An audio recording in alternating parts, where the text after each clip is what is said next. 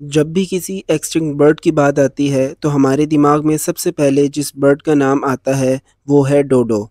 ایک چھوٹا سا دکھنے والا پیارا سا پرندہ، لیکن کیا آپ جانتے ہیں کہ اسی پیارے سے پرندے کی معصومیت نے اسے ختم کر دیا؟ آج کی ویڈیو میں ہم یہی جانیں گے کہ ڈوڈوز کی ڈسکوری کب ہوئی، انسانوں کو اس کے بارے میں کیسے پتہ چلا، اس کا لائف سٹائل کیسا تھا، اور سب سے ضروری یہ ایکسیڈنٹ کیسے ہوا۔ یہ سب جاننے کے لیے اس ویڈیو کو پورا دیکھیں۔ انڈین اوشین میں میڈغاسکر سے 900 کلومیٹر دور ایک آئی لینڈ ہے جس کا نام ہے میروشیس۔ ملینز آف ایئرز پہلے میروشیس ایک سنسان آئی لینڈ تھا جہاں نہ تو کوئی انسان رہتا تھا اور نہ ہی کوئی جانور، لیکن ایک مخلوق ایسی ہوتی ہے جو ہر جگہ پہنچ جاتی ہے، یعنی کہ پرندے۔ سب سے پہلے پرندے جو میروشیس آئی لینڈ پر پہنچے وہ کبوتروں کی ایک قسم تھی جنہیں نکوبر پیجن کہا جاتا ہے۔ میروشیس درختوں اور پھلوں سے بھرا ہوا تھا۔ شروع میں تو یہ کبوتر بھی دوسرے کبوتروں کی طرح تھے، ہلکے پھلکے اور اڑنے والے، لیکن وقت کے ساتھ ساتھ حالات نے ان کی زندگی کو بدل کر رکھ دیا۔ جزیرے پر نہ تو کوئی شکاری موجود تھا اور نہ ہی انہیں کھانے کی تلاش میں اڑنا پڑتا۔ زمین پر انہیں کھانے کے پھل اور بیج مل جایا کرتے۔ آہستہ آہستہ ان کے پر کمزور اور جسم بھاری ہوتے گئے۔ کئی ہزاروں سال ایسی زندگی گزارنے کی وجہ سے یہ کبوتر اپنی اصلی شکل کھو گئے اور ڈوڈوز میں ایوولو ہو گئے۔ ڈوڈو دکھنے میں 1 میٹر لمبا اور وزن میں 20 کلو سے بھی زیادہ تھا۔ اس کے پروں کے بجائے چھوٹے چھوٹے پنکھ تھے جن سے وہ اڑ نہیں سکتا تھا۔ اس کی چونچ بڑی اور آگے سے مڑی ہوئی تھی جو بڑے بڑے پھل کھانے کے کام آتی تھی۔ ڈوڈو درختوں کے بیج اور نیچے گرے ہوئے پھل کھا کر گزارا کرتا تھا۔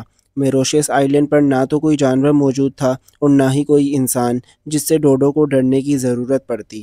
وہ اکیلا اس آئی لینڈ پر راج کرتا تھا۔ اس نے کبھی ڈر اور خوف جیسی کسی چیز کو ایکسپیرینس ہی نہیں کیا تھا۔ دوسرے جانور جب اپنے سامنے کوئی خطرہ دیکھتے ہیں تو وہ جان بچا کر وہاں سے بھاگتے ہیں، جبکہ ڈوڈوز اپنی جان بچانے کے بجائے اس خطرے کے قریب جاتے تھے۔ یہی وجہ ہے کہ اسے ڈوڈو کہا جاتا ہے۔ ڈوڈو نام ایک پورچوگیز ورڈ ڈوئیڈو سے نکلا ہے جس کا مطلب ہوتا ہے بے وقوف یا بھولا بھالا۔ یہ ڈوئیڈو ورڈ آہستہ آہستہ ڈوڈو میں تبدیل ہو گیا۔ کچھ ہسٹورینز کے مطابق ڈوڈو کے منہ سے کچھ ڈوڈو جیسی آواز نکلتی تھی، اس وجہ سے اس پرندے کا نام بھی ڈوڈو رکھ دیا گیا۔ سن 1507 تک ڈوڈوز کی زندگی بڑے سکون سے گزر رہی تھی، لیکن 1507 میں پہلی بار میروشیس آئی لینڈ پر انسانوں کا گزر ہوتا ہے۔ یہ پورچوگل کے کچھ سیلرز تھے جو پہلی بار اس آئی لینڈ پر آئے تھے۔ انہوں نے پہلی بار ڈوڈو کو دیکھا مگر زیادہ دلچسپی نہیں لی، لیکن اصل خطرہ شروع ہوتا ہے 1958 میں جب ڈچ کے کچھ سیلرز میروشیس آئی لینڈ پر آئے۔ سیلرز نے جب ڈوڈو کو دیکھا کہ یہ نہ تو اڑ سکتا ہے اور نہ ہی تیز بھاگ سکتا ہے، ان کا شکار کرنے کے لیے نہ تو کوئی جال بچھانا پڑتا اور نہ ہی زیادہ بھاگ دوڑ کرنی پڑتی، ان سیلرز نے اپنا پیٹ بھرنے کے لیے ڈوڈو کا شکار کرنا شروع کر دیا۔ جب سیلرز ایک ڈوڈو کو مارتے تو دوسرے ڈوڈوز اس کی آواز سن کر چھپنے کے بجائے اس کے قریب جاتے اور شکاریوں کے ہاتھ بیٹھے بٹھائے ایک نیا شکار آ جاتا۔ انسان جب میروشیس آئی لینڈ پر آئے تو چوہے، سور، بلیوں، کتوں اور بندروں کو بھی اپنے ساتھ لائے۔ ڈوڈو چونکہ اڑ نہیں سکتا تھا اس لیے وہ زمین پر ہی رہتا تھا اور اپنے گھونسلے بھی اس نے زمین پر ہی بنائے تھے۔ چوہے ڈوڈو کے انڈے کھا جاتے اور باقی کے جانور ڈوڈو کے گھونسلے اجاڑ دیتے اور اس کے بچوں کا شکار کرتے۔ اس کے علاوہ سور اور بندر زمین پر موجود پھل کھا جاتے اور چوہے درختوں کے بیج کھا جاتے۔ اس طرح ڈوڈو کی خوراک کا ہر ایک ذریعہ ختم ہو گیا۔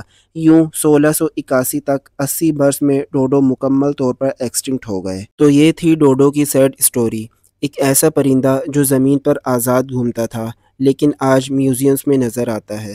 آپ کو یہ ویڈیو کیسی لگی کمنٹ سیکشن میں ضرور بتائیے گا۔ ویڈیو پسند آئی ہو تو ویڈیو کو لائک اور چینل کو سبسکرائب ضرور کیجیے گا۔